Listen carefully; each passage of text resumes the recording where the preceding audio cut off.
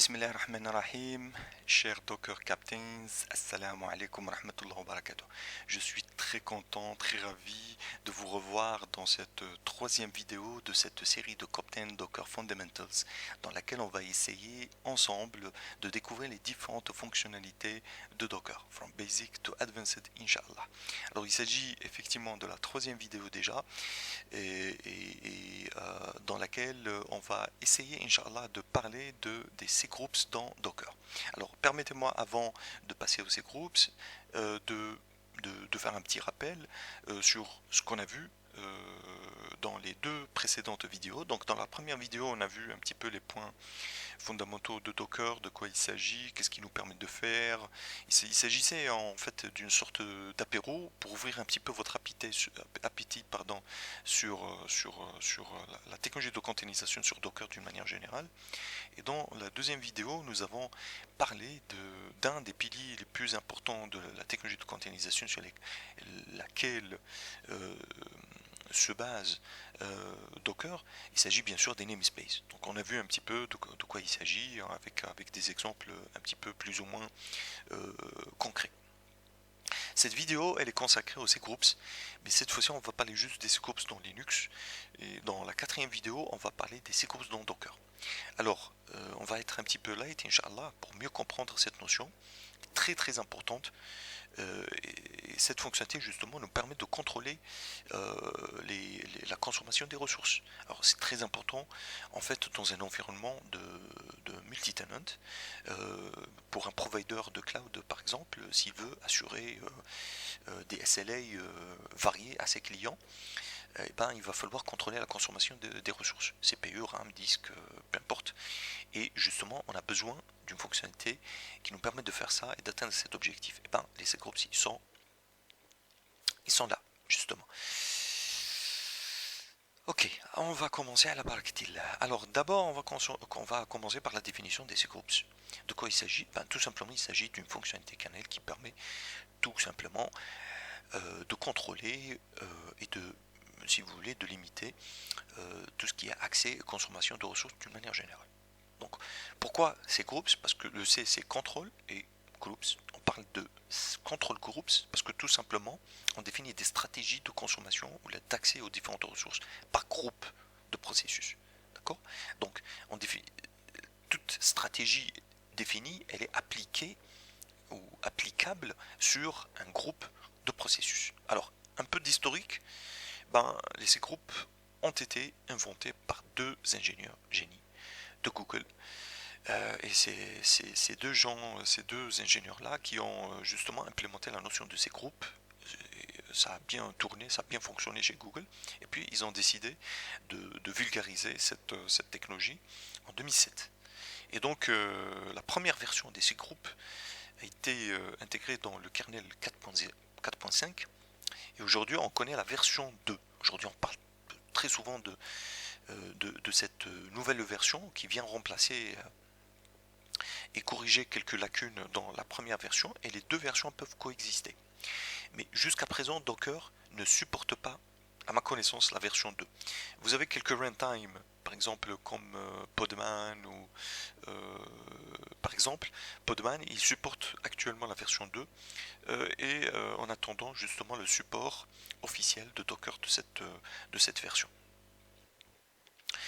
Donc, on va parler des trois concepts de base de ces groupes. Alors, on parle d'association d'un groupe de process, donc ces groupes, d'un groupe de process, un ensemble de tribus, donc ce sont les règles, les policies, sur un ou plusieurs system resources. Alors, qu'est-ce qu'on entend par system resources? C'est les ressources qu'on retrouve sur une machine. On parle de CPU, de RAM, de disque, de différents devices. Donc généralement c'est ce qu'on veut contrôler comme accès à ces différentes ressources qui sont partagées entre différents process. D'accord? Et donc il va falloir à un moment donné contrôler les accès, contrôler la consommation des ressources pour ne pas pénaliser des process au détriment bien sûr d'autres. Donc il va falloir définir ces policies, notamment quand on définit des niveaux de SLA. C'est très important. Donc, dans Linux, on définit c'est différents subsystèmes. Alors, premier subsystème, c'est le contrôle et le monitoring, tout ce qui est block I/O operations, comme par exemple les disques, contrôle d'accès aux différents devices, systèmes, le contrôle de la consommation de la mémoire, de la RAM, le contrôle de génération de process. Par exemple, PIDs, on définit une limite, peut contrôler le nombre de process qui sont générés par un process dans un groupe donné. Et donc, dans un ces groupes, on va dire, on ne peut pas avoir plus de 10 process, par exemple. Okay, vous avez le CPU, c'est le contrôle d'accès au CPU. Vous avez le CPU, c'est une ressource qui est très sollicitée par les différents process. Depuis le démarrage de la machine jusqu'à le fait qu'elle soit éteinte. Et donc du coup, le CPU, il a un nombre de cycles. Okay, et là, on va définir le pourcentage de cycles, par exemple, associé à chaque ces groupes. On va dire que ces groupes flânés, il a le droit jusqu'à 20% de cycle de CPU. Il ne peut pas dépasser. Il ne peut pas dépasser quand on a bien sûr de la concurrence. Ça, c'est très important. Et vous avez la notion de CPU-set. CPU-set, notamment dans les architectures NUMA, où on définit des nœuds. C'est des nœuds de process de CPU avec le RAM associé. Dans ce cas-là, on peut définir un niveau de granularité, ou d'affinité plutôt, de dire par exemple ce C groupe il s'exécute sur le nœud 1 avec sa RAM associée, par exemple. Voilà, donc ça, il faut garder en tête ces différents subsystèmes qu'on peut contrôler en termes d'accès, en termes de consommation, taux de consommation. Alors comment ça se passe réellement? Tout est basé sur la notion d'hierarchie. En fait, dans Linux, on définit ce qu'on appelle des systèmes de fichiers virtuels qui nous permettent de contrôler la hiérarchie de ces groupes. Alors, ce que vous avez sous les yeux, c'est un exemple de ce qu'on appelle un CPU set. Donc, on va définir un CPU set. Et dans ce CPU set, je vais définir des C-groups. D'accord? Par exemple, là, c'est CG1, CG2, CG3, CG4, CG5. Donc, j'ai en fait 5 control groups. Et je définis une sorte d'arborescence. Une sorte d'arborescence qui va me permettre de définir les liaisons entre les différents C-groups.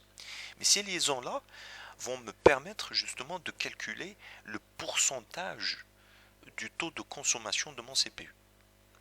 Donc chaque control group a un poids. Donc par exemple là, le CG1 a le poids 1024, le CG2 il a le poids 2048, CG3 c'est 512, CG4 c'est 1024, CG5 c'est 1024. Ce qu'on appelle CPU shares, ça c'est très important parce qu'on va retrouver ce terme-là dans Linux. Et ça c'est très important dans la définition ou dans le calcul des poids. Enfin, le calcul, des pourcentages de consommation. Tout simplement, nous appliquons une règle très simple. Pour CG1, c'est le poids de CG1 divisé par la somme des poids de son poids plus les poids de ses fils. D'accord? Donc c'est 1024 plus 512, 2048. Ce qui nous donne 28,57%. C'est-à-dire quand on est dans un cadre de saturation de consommation de CPU, tout processus ou tous les processus dans CG1 ne peuvent pas dépasser 28,57% de la consommation de CPU. Vous voyez, c'est une sorte de SLA. Je vais dire le SLA de CG1, c'est 28,57. Il ne peut pas dépasser 28,57. Et pareil pour CG2, c'est 2048 divisé par la somme du chemin, donc 1024 plus 512 2048, ce qui donne 57,14%. C'est-à-dire, là, j'ai un taux plus élevé de consommation des cycles de processus dans CG2. Donc un processus dans CG2, il a plus de chances de consommer plus de cycles que dans d'autres C-groups. Donc dans CG5 par exemple, c'est 512 divisé par 1024, 500 plus 512 plus 2048, donc ça c'est le poids de CG3, multiplié par le poids justement de CG5, les 1024 divisé par la somme c'est-à-dire son poids plus son fils, qui donne 7,14%. Que ce soit pour CG5, CG4. On remarque que CG3, il n'a pas le petit rond en noir, cela veut dire que c'est un C-group qui est utilisé uniquement pour définir un niveau de hiérarchie, il n'est pas utilisé pour host comme host de process. Donc tout process qui s'exécute en CG5 ou CG4 a beaucoup moins de chances d'avoir des cycles de processus par rapport aux autres contrôle groupe. Ce qu'il faut comprendre, c'est qu'un processus n'est associé qu'un seul contrôle groupe. Voilà, j'espère qu'on a fait le tour, j'espère que vous avez bien compris la notion de ces groupes. Si vous avez des lacunes, s'il y a des choses qui ne semblent pas, qui vous semblent pas vraiment claires, n'hésitez pas à me faire des commentaires, que ce soit dans le groupe Docker Algeria ou dans l'espace commentaire associé à la vidéo. Je serai bien sûr très content et très ravi de vous répondre. Et maintenant, on va passer à la démo. On va passer à la démo pour comprendre un petit peu comment ça se passe. Donc là, j'ai lancé le HTOP pour visualiser un petit peu le taux de consommation des ressources. Là, on va s'intéresser au CPU, on va s'intéresser au subset CPU. Ok ? Et on va définir notre petit arbre. Alors je reprends un petit peu, le schéma. On va juste se limiter à ce niveau-là. On va dire CG1, CG2, CG3. On va dire que CG3 peut-être dans ce cas-là il va être host de processus. Donc on va définir justement notre CPU set. Alors, ce qu'il faut comprendre, c'est que d'abord il faut qu'on définisse un CPU set, et dans ce CPU set on va définir les différents C-groups.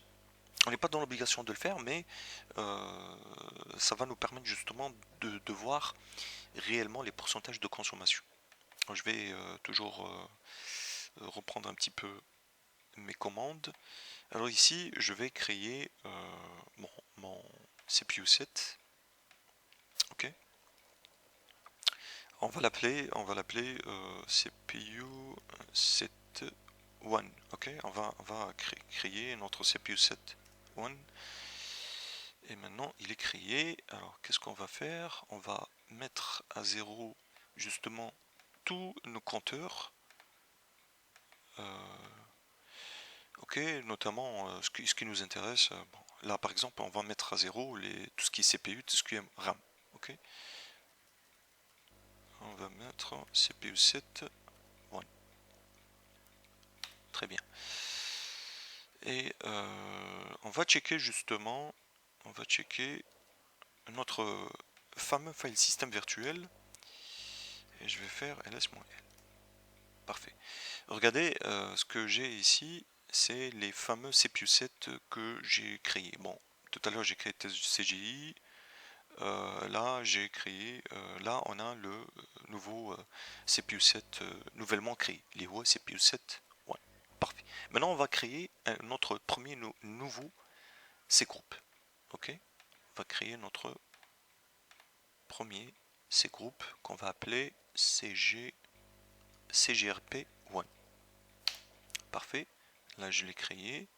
Là je vais monter d'un cran et on va afficher.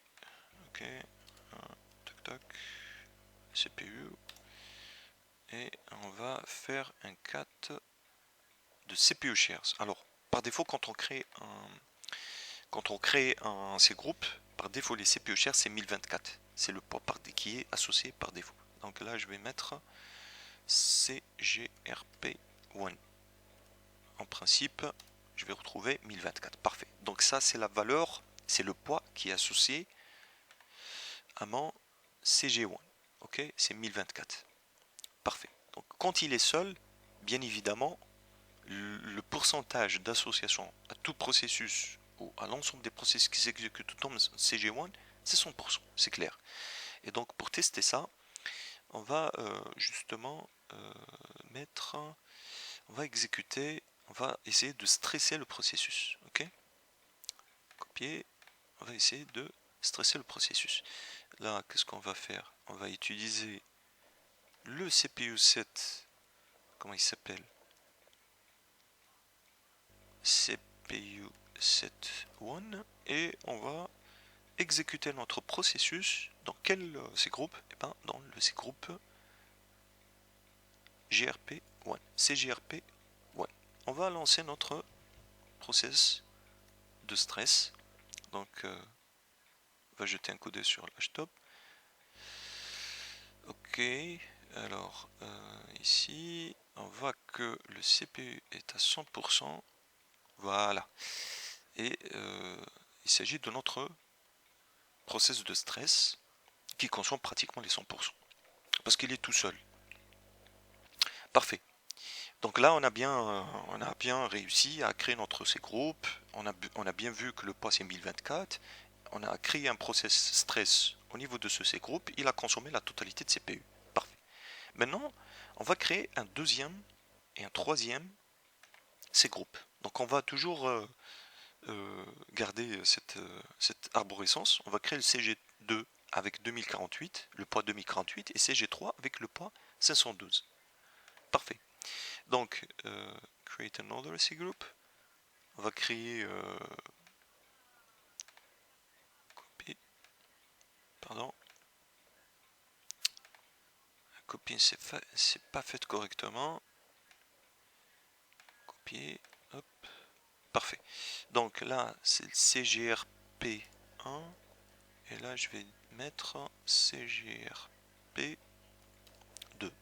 CGRP1, CGRP1. Et je vais garder CG2, CG3 pour des raisons de simplicité. Parfait. Donc là, j'ai créé mes deux C-groupes. Et là, je vais leur associer le CPU share. Donc je vais modifier en fait la valeur par défaut. Il y a 1024. Ok. Donc là, je vais mettre CGRP1, CG2. Je vais lui donner le poids de 2048.